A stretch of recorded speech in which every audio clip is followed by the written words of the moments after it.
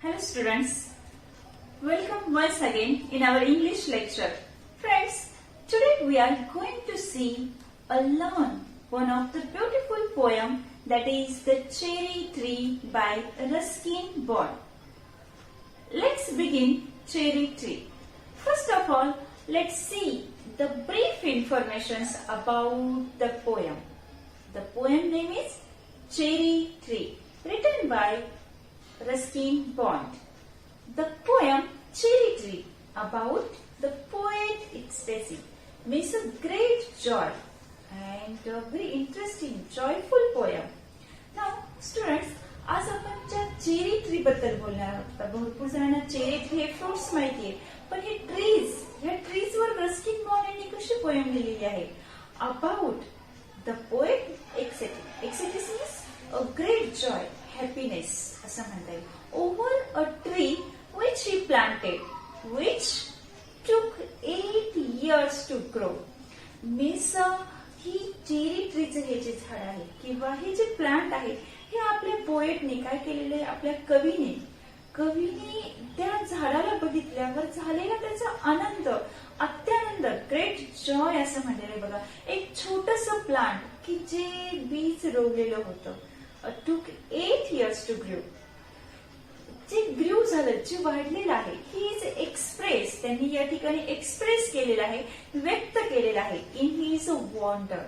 त्यांना झालेलं आश्चर्य किंवा जे वॉन्डर म्हणजे आश्चर्य असं म्हणता येईल, त्यांना झालेलं जे आश्चर्य आहे की कशाबद्दल आश्चर्य झालेलं आहे, at the ways of nature, how the cherry blossoms at the way of nature, की नेचरमध्ये म्हणजे निसर्गामध्ये किती वेगवेगळ्या पद्धती आहेत का त्या पद्धतीमुळे काय होऊ शकतं या ठिकाणी फ्रेजाईल अँड क्विकली, की कशा पद्धतीने चेरी ट्री हा ब्लॉसम झालेला आहे.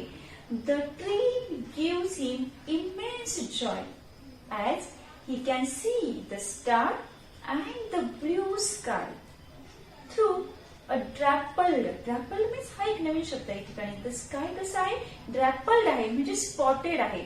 स्पॉटेड कसं आहे, as a green tea. Spotted म्हणजे असं म्हणता येईल की या ठिकाणी बघा आता रस्किन बॉन्ड यांनी ही जी कविता आहे ही कविता कशा संदर्भात आहे, एका चेरी ट्री संदर्भात आहे. का जे चेरी ट्री हे त्यांनी लावलं, त्यांची एक इच्छा होती की आपल्या स्वतःचं एक हक्काचं एक झाड असावं, यासाठी त्यांनी काय केलं होतं, हे बीज लावलेलं होतं. आणि बघा ते बीज लावल्यानंतर त्यांना झालेलं जे वॉन्डर आहे किंवा जे एक्सप्रेशन त्यांनी किंवा जो त्यांचा अत्यानंद झालेला आहे किंवा हॅपीनेस त्यांनी या ठिकाणी काय केलेलं आहे या पोएम मध्ये आपल्याला एक्सप्रेस करून सांगितलेलं आहे. Okay, now let's see our poem. Ruskin bond born in Kasauli, Himachal Pradesh. In 1934, Ruskin Bond has written hundreds of short stories, essays, novellas, and more than 30 books for children's. His first novel, The Room on the Roof, written when he was 17, received a John Clement Reith Memorial Prize in 1957. He has also published 2 volumes of autobiography, scenes from the writer's life, and The Lamp is Lit, a collection of essays and episodes from his journal. In 1992, he received the Sahitya Academy Award for English Writing. In India, he was awarded the Padma Shri in 1999. Ruskin Bond lives with his adopted family in Mussoorie, Uttarakhand. Actually, आता ह्या poem मध्ये Ruskin bond यांचा जन्म कसोली, हिमाचल प्रदेश या ठिकाणी झाली 1934 मध्ये झालेला आहे.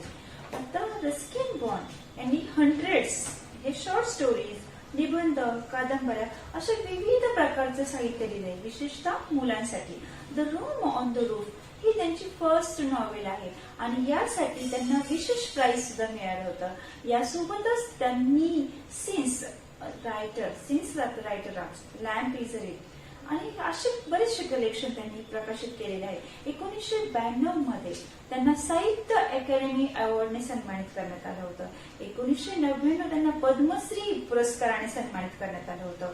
मसुरी उत्तराखंड या ठिकाणी त्यांनी बऱ्यापैकी आपलं आयुष्य घालवलं.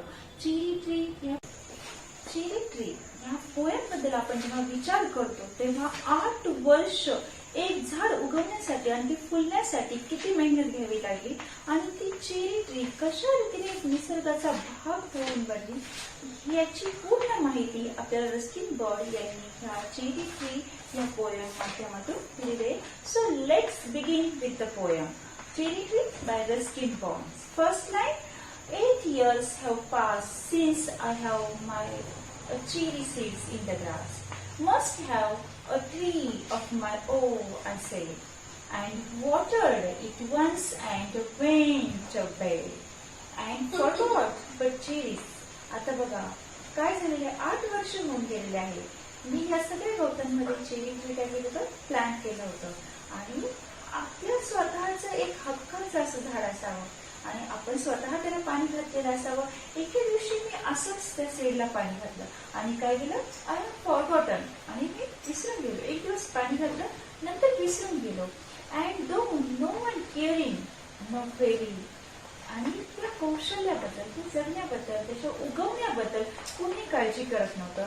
आणि suddenly that summer nearly the end of the May and I found a tree had come to sky. काय झालेलं आहे, उन्हाळ्याच्या शेवटी त्यांनी काय बघितलं की चेरी ट्री आमच्या सुंदर अशा बागेमध्ये काय झालंय, राहायला आलेले आहे. आणि ते काय आहे, it was very small 5 months child. आणि इतकं छोटस रोपट म्हणजेच काय 5 months चाइल्ड असं म्हणा, म्हणजे 5 महिन्याचं बाळच म्हणा की lost in the tall across the runway a wild. त्या रानटी गवतामध्ये ते हरवून गेलेलं होतं. And then goats ate the leaves. The grass cutters cut it, split it apart, and a monsoon light shivered the slender stem. Even so, next spring I watched through a new shoot grow. The young tree a struggle upward through. In eaten arms in a fresh fierce lust. ते जर छोटस 5 महिन्याचं बाळ असं म्हणता येईल. ते काय झालं होतं, त्या जंगली गवतांमध्ये अतिशय हरून केलेलं होतं. ते त्या ठिकाणी असलेले जे गोट्स होते किंवा जे ग्रास कटर होते, गोटने ते त्याची छोटी पानं खाऊन टाकली होती किंवा ग्रास कटर त्याचे काय झालं होतं, 2 पार्ट केले होते. म्हणजे अक्षरशः या मान्सून मध्ये काय झालं होतं, त्याला अक्षरशः फंगस लागून गेला. म्हणजे जो बुंदा होता किंवा त्याचं स्टीम होतं त्याला काय झालं होतं, फंगस लागलं होतं. असं असून देखील पुढच्या उन्हाळ्यामध्ये काय झालं होतं, त्या ठिकाणी नवीन 3 रोपटी उगवली होती आणि त्यामध्ये सर्वात लहान किंवा स्मॉल जे दिसत होतं तर ते काय करत होतं, स्ट्रगल करत होतं. ते आपले its arms in a fresh fearless. तो काय करत होता, आपले हात पसरून सूर्यप्रकाश, मला सूर्यप्रकाश हवा आहे, मला तेजस्वी तर किरण हवी आहे.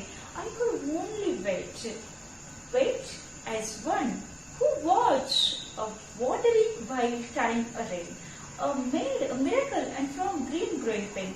मी फक्त वाट पाहत होतो कोणत्या त्या क्षणाची, त्या सर्व गोष्टींचा आनंद घेऊ शकत होतो. वेळ ही माझ्यासाठी थांबलेली नव्हती, पण पावसाने खरं तर एकदम नवीन पद्धतीची जादू केली होती. आणि ही जी जादू होती सगळीकडे काय ग्रीन ग्रोईंग पेन असं म्हणू शकतो, असा अनुभव या ठिकाणी येत होता. Growing pain. आणि पावसाने वातावरण सगळं बदलून टाकलं होतं. I went away next year, spent a season in a Kashmir, come back a thinners rather poor but richer by a cherry tree on my shore. आणि मग पुढच्या वर्षी मी पूर्ण सीझन मध्ये कुठे होतो, काश्मीरमध्ये होतो. पण त्या ठिकाणी मी काही असं चांगलं आलो नव्हतो, पण त्या ठिकाणी मी सर्वात श्रीमंत होतो असं मला वाटत होतं. कारण का त्या ठिकाणी 6 feet high my own cherry tree. माझ्या स्वागतासाठी कोण उभं होतं, तर एक cherry tree. And I could scarcely believe it a baby, a ripened and swelled in the sun, and hung from a branch just one. And next year there were blossoms small, a pink fragile quick to fall at the nearest breath and sleepiest breeze. खरं तर काश्मीरहून आल्यावर त्या झाडाने माझं इतकं सुंदर स्वागत केलं. अतिशय सुंदर डार्क चेरी ट्री माझ्यासमोर. माझा विश्वास ठेवणं शक्य होतं, कारण काश्मीरवरून आल्यावर ते अत्यंत सुंदर असं तयार झालेलं सुंदर रत्न असं लेखकाने म्हटलेलं आहे, पोएटने म्हटलेलं आहे. एक सुंदर हार आहे असं म्हणावं लागणार आहे. आणि सूर्याच्या तेजस्वी किरणामुळे तो अतिशय सुंदर चमकत होता. त्याची प्रत्येक गोष्ट, प्रत्येक फांदी हे काय होत होतं, त्याचे मिरॅकल माझ्यापर्यंत पोहोचत होतं. पुढच्या वर्षी काय होऊ शकतं, हे झाड अजून चांगल्या प्रकारे फुललेलं होतं. म्हणजे ते झाड इतकं गुलाबी झालेलं होतं, ती सगळी फुलं बाजूला दिसत होती. खरं तर दीर्घ श्वास घेतल्यावर तो सुगंध, तो अनुभव या ठिकाणी पोएट अनुभवू शकत होते. आणि तो जो आनंद होता तो तर खरं तर शब्दात देखील व्यक्त करता येत नाही असं पोएट म्हणतात. I lay the grass on the grass at ears looking up through, a leaf at the blue, a flying sky at the finches at the view, and the flitter through the dappled green. आणि मी स्वतःला गवतामध्ये झोपून दिलं, खूप शांत बसले होतो आणि सतत चेरीट्रीच्या पायांकडे बघत होतो. जे फ्ल्यू म्हणजे ते ब्लाइंड स्काय किंवा ते फिंचेस डोळ्यासमोरून जात नव्हतं, ते ड्रॅपल्ड ग्रीन असं म्हणता येईल. या पद्धतीने ते सर्व ग्रीनरी काय पोएटच्या समोर उभी राहत होती. While bliss in an escapistic drank of the nectar from each bloom, the sun sky swiftly, a star turned the sky, and the moon moves and stringing crickets on by. So yes, I praise the night stars and trees. That's the small cherry tree grown by me.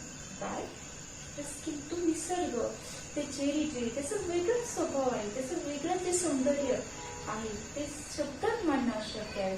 ज्या मधमाशा आहे त्या फुलांमधून काय करते, तो मध वेचत आहे. प्रत्येक सुंदर झाडावरती ते पक्षी काय करताय, फुलपाखरं फिरताय. सूर्यप्रकाशामुळे संपूर्ण ग्रीनरी ही काय झाली, वेगळीच चककी आलेली आहे.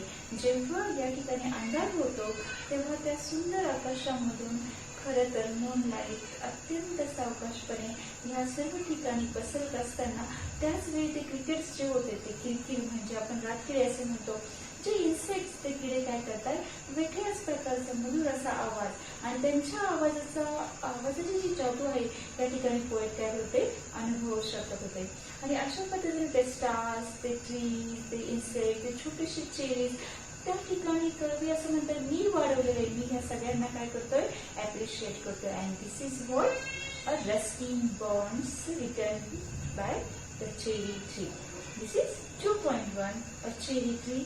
Now, in the next lecture, we will see the appreciation of the cherry.